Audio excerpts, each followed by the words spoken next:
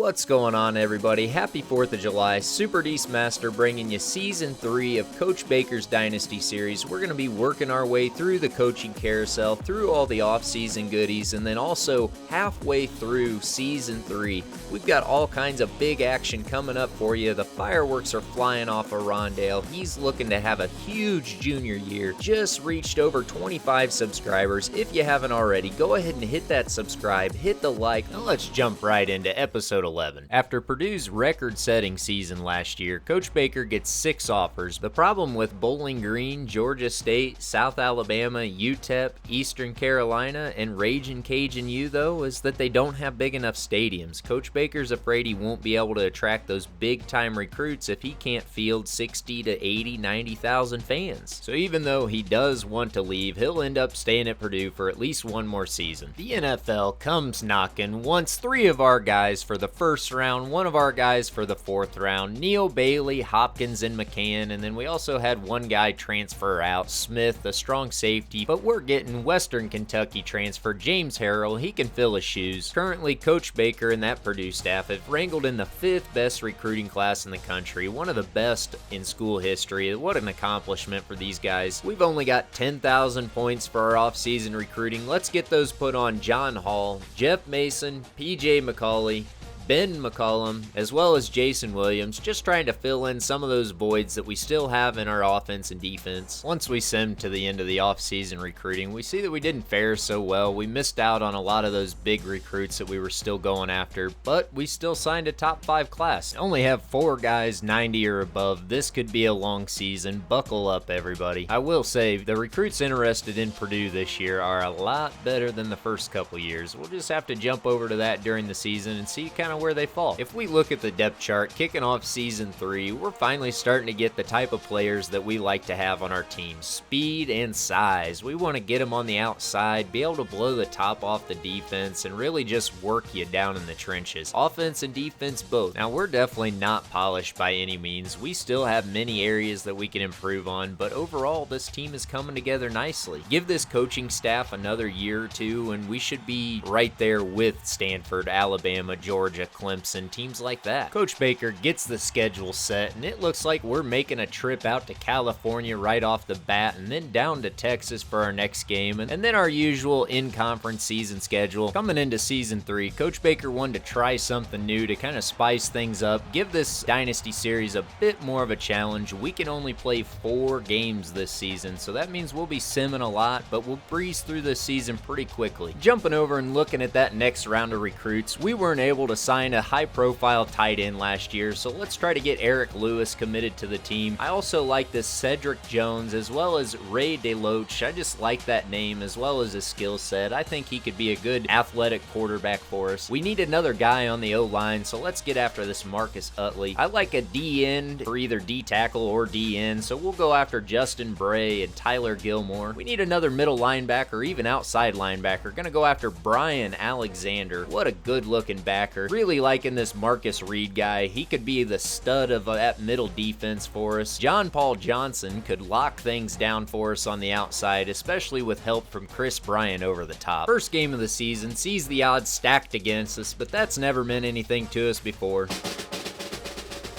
41-17, we blow them out of the water. Let's get over to that week 2 bye week, take a look at some recruits, and jump over to week 3. No real changes for us on the recruiting trail. Just going to start pursuing William Saunders as he looks like a good outside linebacker at 6'3", 225. Week 3 sees us traveling down to Texas to face the Longhorns. Hard to believe we're in the lead for the #1 running back in the country, but there he is. Let's get him added and pursue him just a little bit. Next is a monster of a 4-star tackle, Aaron Jones.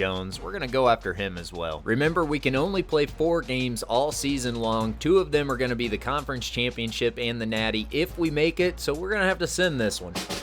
We come out on top, 35-31 against the Longhorns. Let's get over to week 4, baby. Week 4 is a short week, no game for us, no recruiting changes. We're just going to jump over to week 5. Week's 5 game is against the Notre Dame Fighting Irish, but we've got 9 visits to schedule. We're going to end up getting 8 out of the 9 scheduled. John Paul Johnson's locked us out. He doesn't want to come to our school. I'm going to leave him on the recruiting board just to see if we can get him to change his mind. We'll use the last of our recruiting points to try to lock down Deshaun Bryant and David Dunn. run. I did notice we got a new D coordinator this year, and he likes to run a 3-3-5 defense, so we'll get that switched up and then jump over to that game.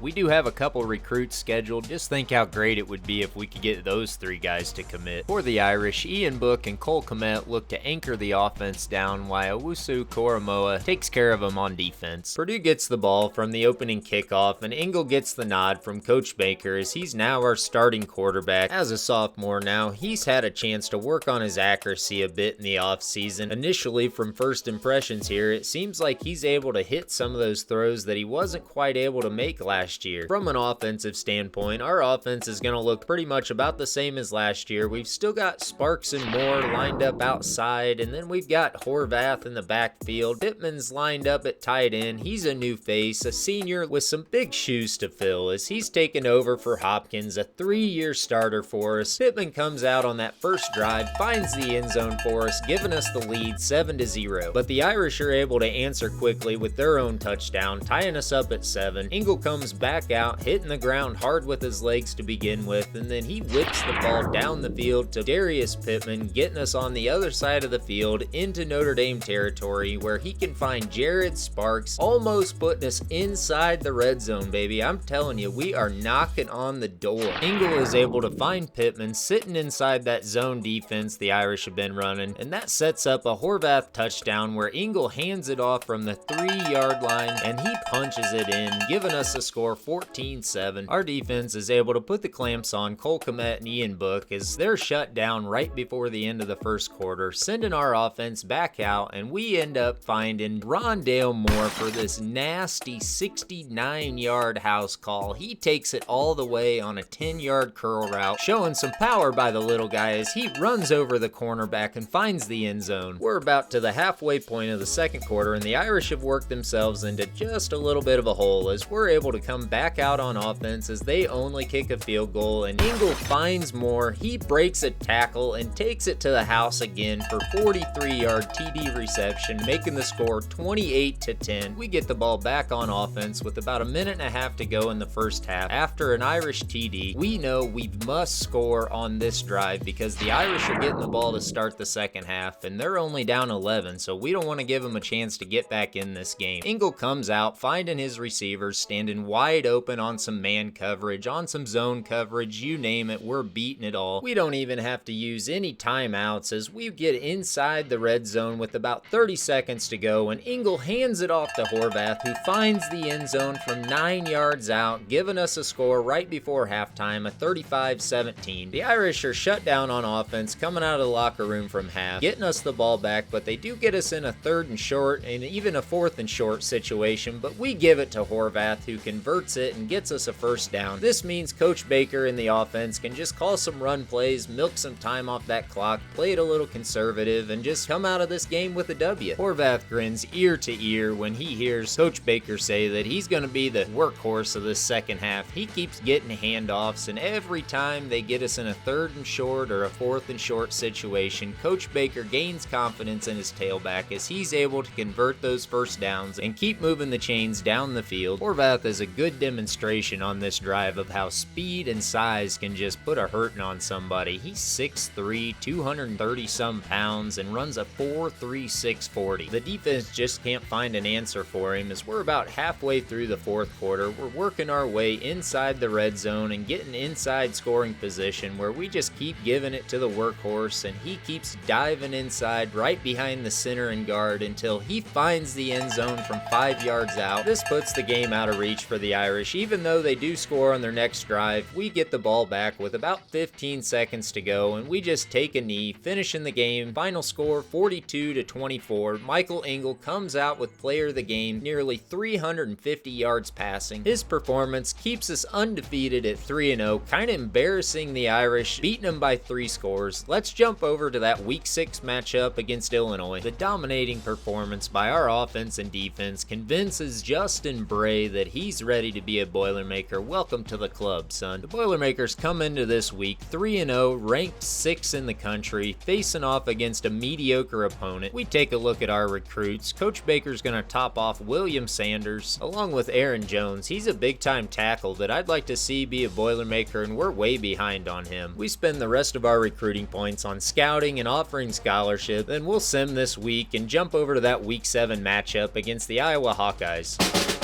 They always say football is a game of inches, and it looks like that Purdue-Illinois game was just that, as we barely squeak out of there with a win. Makes you wonder, too, if maybe somebody got hurt. Let's jump over to that Week 7 matchup against number 6 Iowa. Both teams come into this game undefeated, ranked in the top 10 in the nation. We'll pick that up in episode 12. I'd like to take a moment and thank the 25+ subscribers that have hit that subscribe button. It means a lot to me, it really helps the channel grow. If you're new here or haven't already hit the subscribe button, what are you waiting for? Hit that subscribe button, hit the like button. We'll see you back in a couple days for episode 12.